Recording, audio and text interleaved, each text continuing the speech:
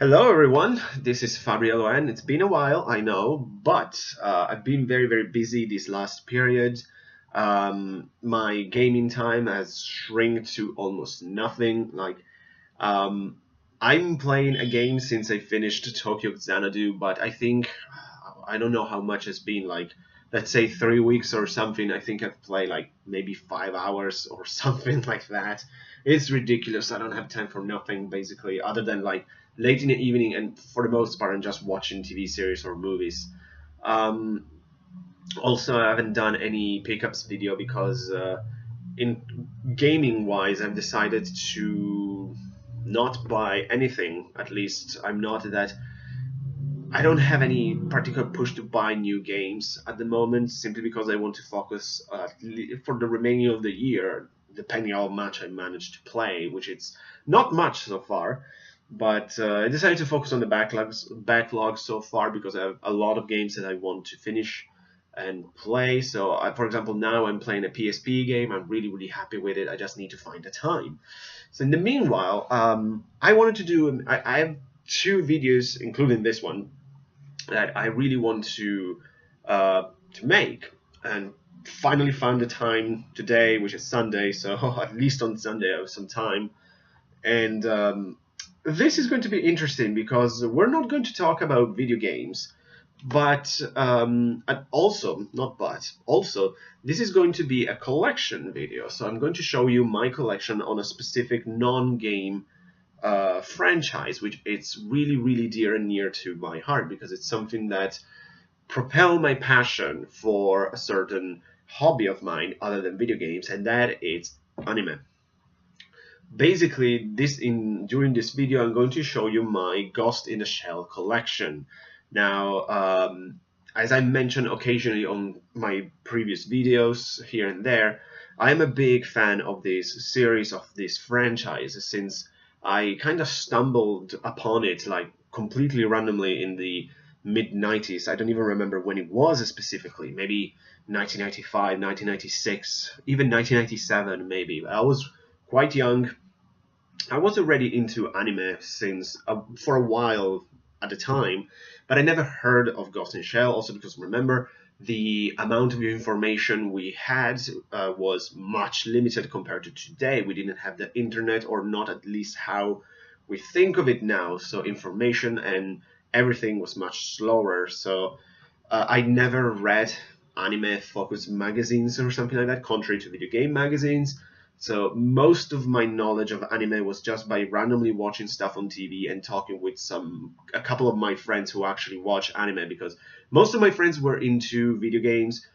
In anime, not so much. For most of them, it was too nerdy and too weird. But I had a couple, like 3 or 4 friends who were really, really into this stuff, and they also had a kind of an impact on me. Like a friend of mine, she actually managed to reinvigorate my passion for Dragon Ball at one point. Like I was completely done with it, but talking with her, we had like this hour-long discussion about Dragon Ball. It was awesome.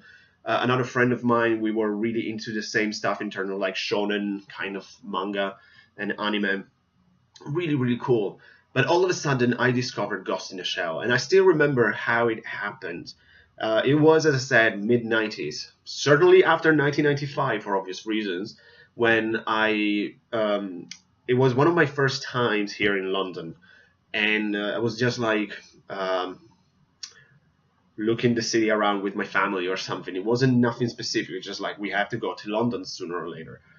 Funny how like to think that in retrospective, and now after all those years, I've been living here for almost a decade. But I remember, like, for some reason we went to a Japanese restaurant for dinner, and that was very excited because, like I said, like in the mid '90s, Japanese restaurants were really, really rare from where I'm from. Like, as you know, I'm Italian, but in my city, which it's still a big city, but it's not exactly New York or something like that. And in the mid '90s, Italy, like globalization was not there at full force yet. Um, it will be still a couple of years or something before the first really popular Japanese restaurants will open in my place. And for this reason, like to go to a Japanese restaurant was an event, an adventure for me, because as I say, already at the time I was so into Japanese cultures because of manga and anime especially, that I was really like, oh, finally I'm going to go to a Japanese place. And even though, to be honest, I wasn't that excited about the food, it was more about the experience. And I remember, the thing that I remember the most, it was amazing to think of it, it's the fact that this restaurant, that was really big, had an entire wall that was used as a sort of like cinema screen, those kind of things. Like there was a projector, like projecting images on this wall basically, and it was amazing. There were like all these Japanese commercials and television and music video for J-pop, J-rock, and all of that. It was really cool because I was, as I said, like at 10, 12 years old. I was like, oh my god, I'm really like I'm in Tokyo here. It was such a un, un, such a weird and cool experience for me. But all of a sudden, I remember that a movie started, and it was the first Ghost in a Shell movie. And thinking about it in retrospective now, so that's a really weird choice for a family restaurant to show a movie like Ghost in a Shell, because it's a really, really mature movie. Not just in terms of violence and stuff like that, that's plenty, but not exaggerated and in your face. But also like for the themes and everything, Ghost in the Shell, as we know, it's a very mature and intense series. For all the good and best reasons, of course. But I didn't care at the time. I didn't know what this Ghost in the Shell was. And also like the fact, because it was in a restaurant, of course, there wasn't any audio or anything. It was like music in the background and this movie that was just randomly there. Probably no one gave a shit about it, except for me. After seeing, like, especially like the intro, like as I always say when I think about the first Ghost in the Shell movie, the first 5 minutes of that movie are legendary, and like I will bring those to my grave basically. And when I saw like certain action scenes, especially, obviously those caught my attention. But like that's where like the chase in the alleyways with the helicopter and Motoko like fighting that guy in the water. By the end of the fight against the tank, all of that, I was really flabbergasted. I remember really, really precisely. I was like this the entire time, basically, and that it really irritated. I remember my parents, like they were like, "Why don't you stop and just eat your dinner?" So that was the impact of Ghost in a Shell. And after that, I was obsessed of finding what the fuck this thing was. I needed to buy this movie, find anything I could. And it wasn't easy. Because especially by then, anime were not popular yet, not at all. They were coming by the mid-90s, of course. They were on the rise. But remember, I'm from Italy, so it's not the same thing as, say, in North America. Or at the time, for example, in Europe, I think, if I remember correctly, like the leader nation in Japanese stuff in terms of anime and manga was France, actually. Certainly not Italy. Italy catch up pretty quickly. There were a lot of availability for stuff, more than I can. I'm really surprised how much stuff we got actually back in the day. But for what I heard from France and everything, France got a ton of stuff. They were really into anime and manga. So after that, I searched high, searched low. I could find really, really little stuff. I managed to get the movie. I managed to get a really cool item I'm going to show you guys later. But it was really by the 2000 that Ghost in the Shell really, really catch on with other stuff. And by now, of course, it's a household name, basically. If you are into anime, you probably have watched something Ghost in the Shell related, because there is so much. I mean, just showing you guys really briefly just my DVDs. I mean, there's a ton of stuff just Ghost in the Shell related, and more it's coming because it's a huge and very popular franchise. So what I'm going to do here, I'm going to show you all my stuff in some sort of chronological order I decided to do, not just how, when, and why I bought this stuff, because I have no idea when or how I bought it, with one exception, which I'll show you later. Well, a couple of exceptions, but... So, after this long introduction, but I really wanted to tell the story how I actually get into Ghost in a Shell from the beginning, and it's something that clicked instantly. I mean, I saw these first images and I loved it, and I was like, I need to find it. So, I'm going to show you just a brief pickup, like I can say. Like, I'm just showing you this for a second just to see my actual first Ghost in a Shell item. And I always wanted to show you guys in my videos, but I always forgot, and this is such a cool item. I absolutely treasure this. This is my first Ghost in a Shell item. It's a comic book version of the movie because I couldn't find the movie on VHS on anywhere I went, but for some reason I found this in my comic book store, and it is amazing. I read this so much. Let's see. I mean, it's in wonderful quality. Uh, various scenes from them. It's the entire movie because back in the day they used to do this, like the comic book versions of movies. I remember a friend of mine had plenty of these because it was kind of easier to find this than the actual VHSs or DVDs. And I still remember how, like, when I bought it, because you see, this is like from, it says November 1998, 39,000 lira.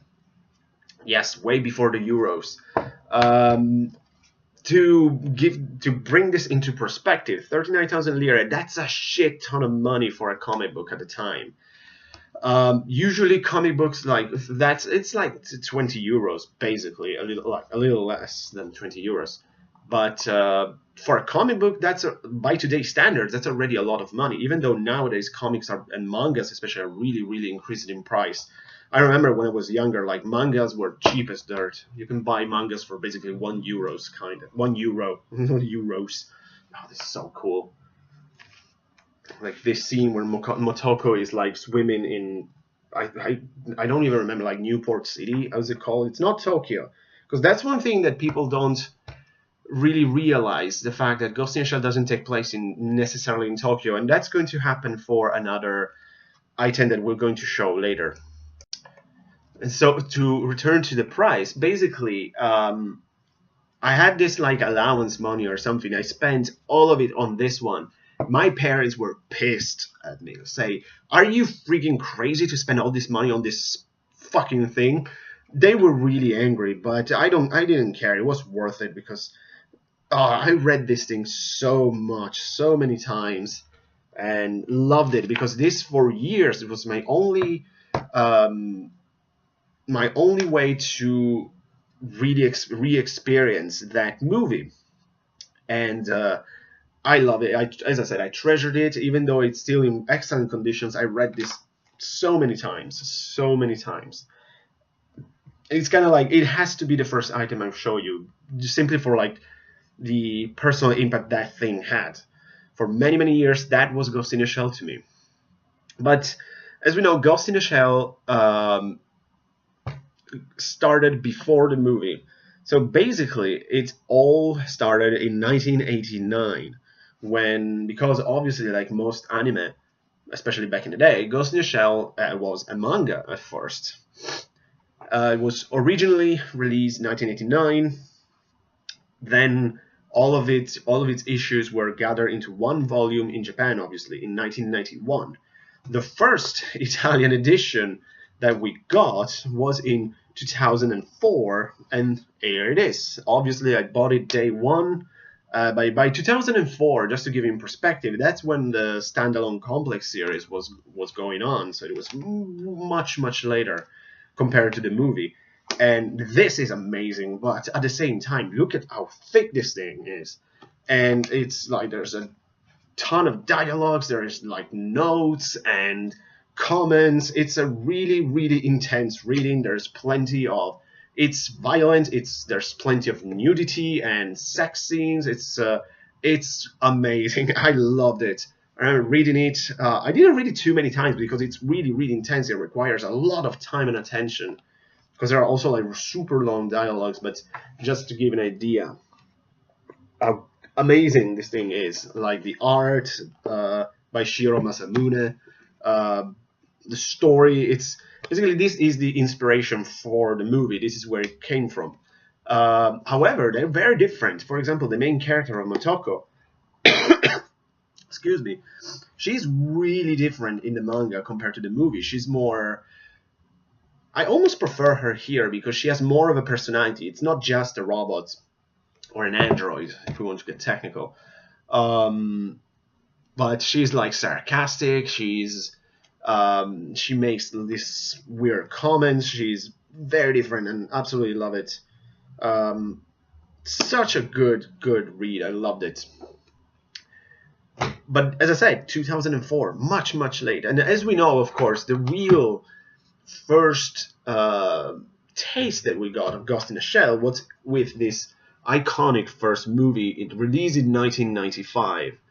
And I bought this much later because I never actually owned a VHS of this. I never had a chance. I would love to have a VHS, but of course wouldn't be the same thing because I didn't buy it back in the day. I'm very happy with this. I saw this I don't even know how many times. As you know, this is my favorite anime movie of all time, both for nostalgia, but it's also that good. I mean, obviously, it has a huge nostalgia wage on me, a huge nostalgia weight. But as I said, it's just that good of a movie. It tells amazing and very interesting themes that, in my opinion, they're just getting more and more contemporary in a way. Like this whole relationship between humanity and machines and technology cannot be more like actual in reality, you know? We're getting into this, man. Not really, but who knows what is going to happen? Like the whole thing of the net, like this humanity progressively like replacing their bodies with like mechanized parts, like from basically entire bodies are androids but with like a human brain or something like that. There's the whole concept of the ghost that will take me like 3 hours just to try to understand it. There is entire philosophy behind this thing. That's why I was saying this is really mature, not just because it can be intense in terms of like violence and action and all of that. There is some of that, not too much as you might think in the movie. Also because like when you see some like someone head blows up, it's just like it's an android. It's not really the same thing. It's like, if, of course, I saw it as a kid. Naturally, I was like, "Ooh, that's awesome and violent." But yeah, you see, it's not that in your face like other things can be. But there is so much behind it, and the fact is like. Every time I watch it, it's just to think like it's incredible. I really got into this as a kid. It was like, as I said, there are all these themes, these characters talking and discussing and debating the nature of humanity, what constitutes human life, what's the soul, what's identity crisis, and all of that amazing stuff, all crammed into this movie. Absolutely love it. As I say, this is absolutely my favorite. Will always be my favorite movie, anime movie of all time. If I'll include this in my favorite movie list, this will definitely be in my top 10 because it had such an impact on me. And as I say, it's such a good movie. So in 1995, we got this icon. It's iconic for a reason. Also, I forgot to mention, like from a technological and from the anime point of view, this was a huge step forward in Japanese animation because it blended amazingly traditional animation and CGI. It was a milestone of a movie. Really, really, that's a reason why it's so iconic. Not just because it's good, not just because it's nostalgic. It's amazing. But then, again, the interesting thing is for many years, we didn't have anything new Ghost in the Shell related. Technically, in terms of manga, there's the only item missing here because there are kind of 3 volumes. There is like 1.5, and 2. I don't own the 1.5 one, but it doesn't matter really. On the other hand, like in 1997, we like in Japan they got a second volume of the manga. Let me just move all this stuff. They got a second volume of the manga that was just gathering together more issues. And in that was released in Japan in 2001 and again in 2004 following the first one. We got Ghost in the Shell 2 Man Machine Interface, and this is really different.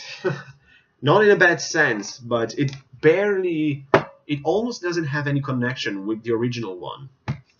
I just read this once because again, you can see it's very thick. There is like maybe really a lot of dialogues. Uh, weird shit happens all the time. There's like this gigantic drawings like this, which are incredible.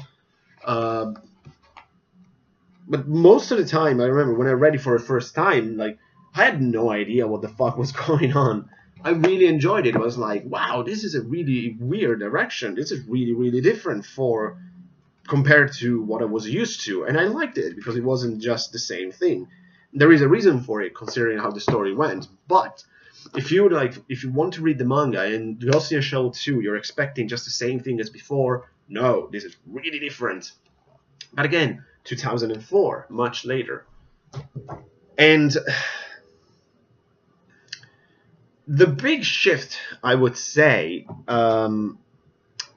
in everything that is Ghost in the Shells, especially in terms of popularity, because obviously the original movie was very, very popular. I don't know how popular the manga was, to be honest, but the original movie was a huge success. It's, as I say, it's a cult classic and everything. But to me, what really, really propelled Ghost in the Shell into the stratosphere, it's when they released this series. 2002, the standalone complex. And this is the first season or first gig. Wow. I mean, this is a fantastic series. It's so good. It's, again, iconic. And for different reasons, like, again, animation-wise, it's gorgeous to look at. It's brilliant animation. It has one of the most iconic anime opening songs to me, which is very original because it's in Russian, of all things. I didn't really expect it. But I remember watching this first on television, trying to catch up on the internet, and then finally I was able to buy this DVD box set, which it has everything, and it's amazing. I would say I have the most iconic villain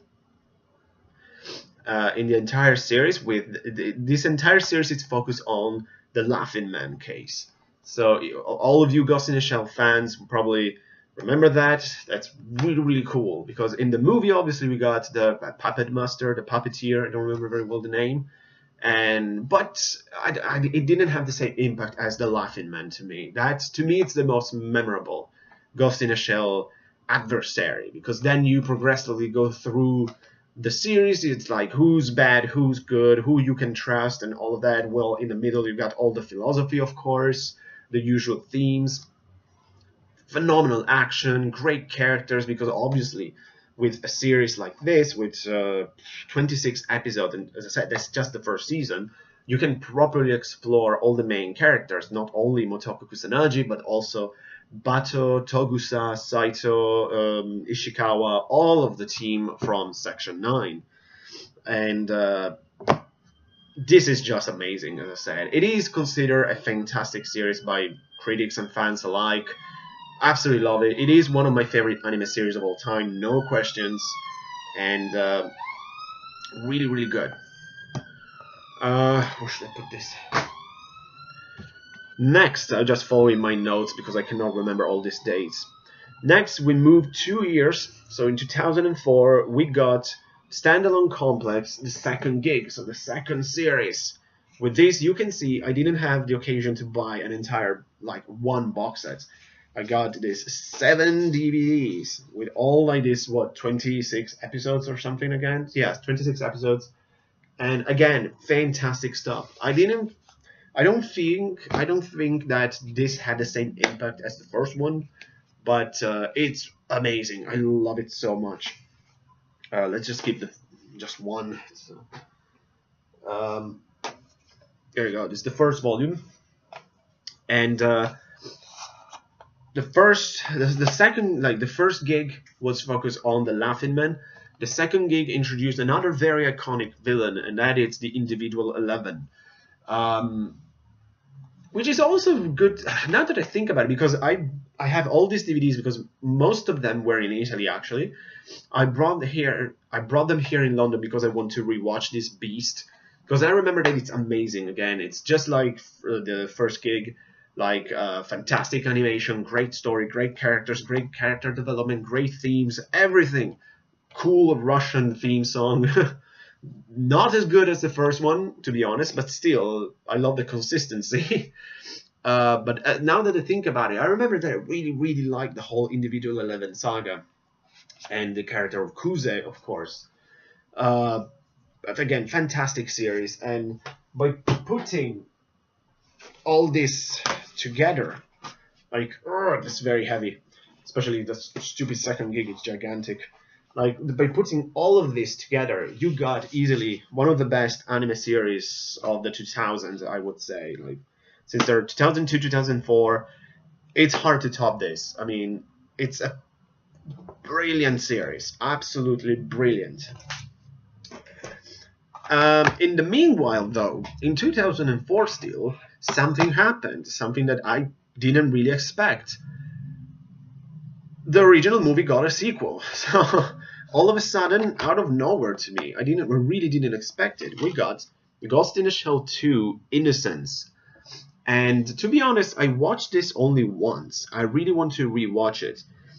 It's really different from the first movie. Don't expect the same thing. It's animation-wise, it's mind-blowingly good. It's absolutely gorgeous. I don't remember the story too well. I haven't watched it in years. I remember very well that it's more focused on the characters of Batu and Togusa, which is good. It doesn't need to be always about Motoko, even though she's such an iconic female character. Just reading at stuff like this, when machines learn to feel, who decides what is human? That's all that Ghost in the Shell is. This is a great movie, very different. I think it's less action-packed than the original one, but it's not that the original was just action, action, action. There's a lot of introspective and a lot of philosophy. And the sequel, I think it's a really worthy sequel. It's a bit less iconic to me because I didn't see it when I was a kid. Obviously, it didn't blow my mind, but I still really liked Innocence, and I cannot wait to watch it again. So, amazing movies. I love them so much. Then, moving forward, in 2006, this beast as a series, the standalone complex, received a proper epic conclusion in the form of a OVA movie, which is Ghost in the Shell Standalone Complex: The Solid State Society.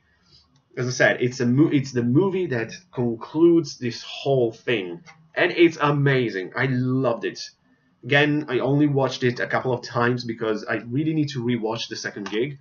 But I remember that I really, really like it. Again, it seems for the most part that it's not about Motoko, but she's there. Oh, yes, she's there. But it's a fantastic conclusion of a fantastic series. So by taking all together, you can see that most of my Ghost in the Shell collection is actually the standalone complex. So 2 seasons and a conclusion and a movie to conclude the series. So good. So again, I don't want to say iconic again, but it's a really fantastic series. Following the Solid State Society, though, we didn't have anything Ghost in the Shell for quite some time again. So we skipped forward to 2013. So it's like 7 years later, nothing happened with Ghost in the Shell. When all of a sudden, someone dropped a bomb on me. I don't remember if like a friend told me or I simply randomly saw it on the internet. That Ghost in the Shell is back. There is a new series. So the same, 2013, we got the Arise miniseries. And I absolutely love it, of course, no question. I mean, it goes without saying, everything Ghost in the Shell, it's really good. But especially like anytime there's new material. Arise, they're just 4, let's say, short movies, long OVAs again. Like there are 4 episodes, I think at least 1 hour each. But animation, it's fantastic. I love the stories. And this is a prequel. This is how Section 9 was formed, basically. How Motoko basically brought the entire team together. And it's a really cool story. It has a really, really, really cool opening song again. As I said, I love the story. The animation is great again. There are a lot of characters. I love to explore more of these characters. And just like before, in 2015, this miniseries was ended by a movie, just like the Standalone Complex, with possibly the worst titled Ghost in the Shell movie, Ghost in the Shell, the new movie. And they couldn't even call it like Arise the movie or something. But it is a really cool movie, though. I really, really enjoyed it. Again, like most of this stuff, I really want to rewatch it, but it's so time consuming. As I told you before, like I don't have the time, and then I have to rewatch the most of the Standalone Complex, which is 26 episodes. I have to watch this, which is like, I think this is at least 6 hours of my time that I need to find out. I don't know how. But again, Arise and the new movie, a fantastic series, like a prequel series to Ghost in the Shell. Really, really cool. Love it, like recent Ghost in the Shell material. And finally, of course, how can we forget about this? In 2017, and in those years, of course, like there was a lot of build-up, but another bomb was dropped on me. All of a sudden, Hollywood had an interest for Ghost in the Shell, and they decided to make a live-action movie out of it. My first reaction was, why? What's the need of it?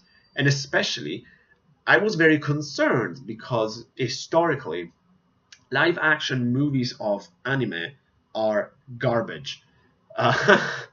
They don't work well. Case in point, Dragon Ball. That's one of the worst movies ever conceived. Another one that it's not as bad. It's not a bad movie, but I don't like it very much. It's City Hunter with Jackie Chan. It's my least favorite Jackie Chan movie. So I was concerned. And again, my main reaction was that, like, why? What's the point? Because I was just thinking they're just going to do a live action version of the original movie, because of course they're not going to throw like an original story. That doesn't compute these days.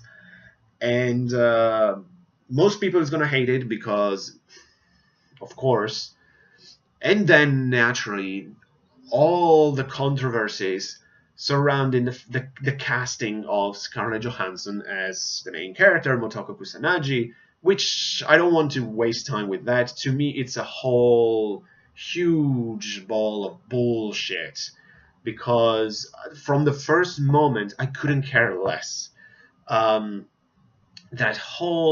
Those people, like those snarky YouTube tough guys, just saying like, not my major, they're just pathetic in my opinion. I mean, if you don't want to watch it, just don't watch it, instead of just complaining on YouTube. Just don't watch it if you don't care. Personally, I was okay with it. I mean, oh, that's interesting, but Scarlett Johansson, she's a really good actress. She's amazing in action movies, so I don't see the problem, to be honest. Remember, like Japanese anime, they're not, if you look at the animation and everything, it's not that they're stereotypical Japanese, in my opinion at least. Maybe I'm wrong. I don't want to sound racist or anything, but think whatever you want of me. I don't care, but to me, they look like a blend of different ethnicity. It's not that they have like written on the front Japanese. The way they're designed, they're a bit weird in animation in general. And I don't think in the first Ghost in the Shell movie they actually ever said they're in Japan. Obviously, it's a Japanese anime, but it's not tell, from what I can remember. It's not told. But anyways, who the fuck cares? I mean, I couldn't care less. And also another question, that all these clever people complaining about the whitewashing and all that stupidity, who you're going to hire as Motoko Kusanagi? Who's this phenomenal Japanese actress who can also talk in English? I cannot think of anyone, because if you just think about Lucy Liu, she's not Japanese, she's Chinese, and that's going to piss the Japanese fans. So I think we got really well, and obviously I didn't show it, but we're talking about this movie right here, in case you didn't guess. So the Ghost in the Shell live action movie. And what are my thoughts on this? Because most people just talk about the whitewashing crap, they ignore the movie, which to me, it's a pretty good movie. This is by far the best live-action anime movie ever made, in my opinion. It looks amazing. It's a really cool soundtrack. The actors are pretty good, actually, starting from Scarlett Johansson, because guess what? She's a good actress. But I also like the actor, I cannot remember his name now, the actor who played Bato. I think it might, I don't know, I don't want to guess wrong, but it's an interesting, I don't want to use the word reimagination, but kind of sorta of the original movie with elements from everything from the different series, because like you have bits of the Laughing Man, of the Puppet Master, and the Individual 11 in the main villain. So it's just like, Jesus, pick a side. Who do you want to be? There are scenes from the movie which look really cool in this. I mean, personally, like when I watched this in 2017, because of course I watched it day one in cinema, I liked it. I liked it in cinema. I liked it on DVD. I already watched it 5 times or something because I think it's a good movie. It's not mind blowing, and of course it's not better than the original movie, but that's not the point. What do I want to say? I was saying something before, but I completely forgot. Oh well, never mind. Because I keep watching some DVDs there because I think there's a message for me or like a hint of something I needed to add, but I had no idea.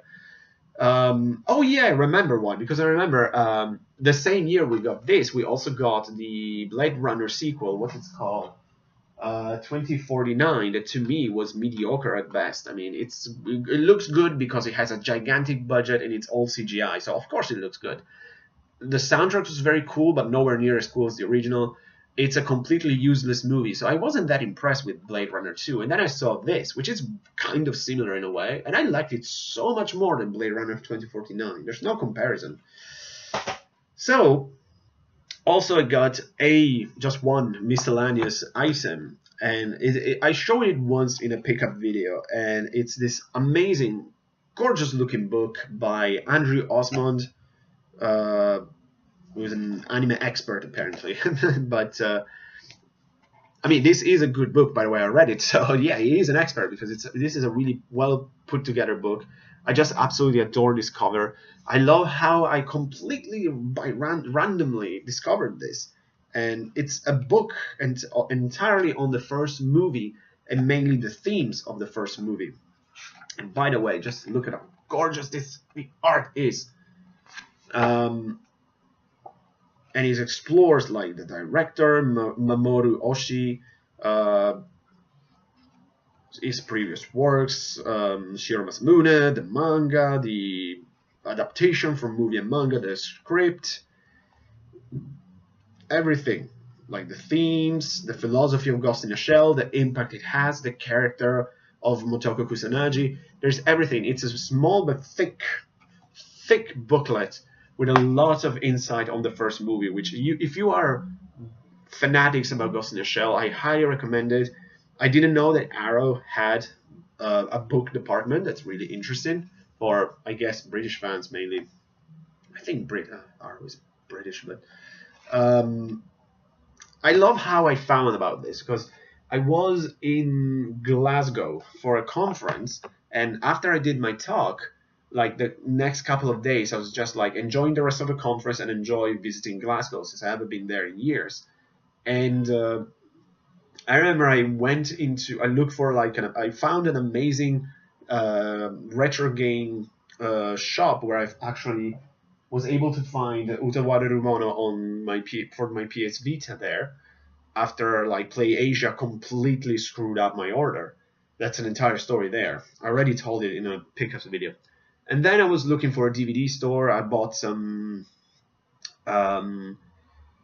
music and everything, but completely abandoned there, because it was clearly someone who took it from the book section, say, oh, I don't care about this shit, and just abandoned it somewhere where it was in front side. And I saw this. I was like, Ghost in a Shell? You have my attention. What is that?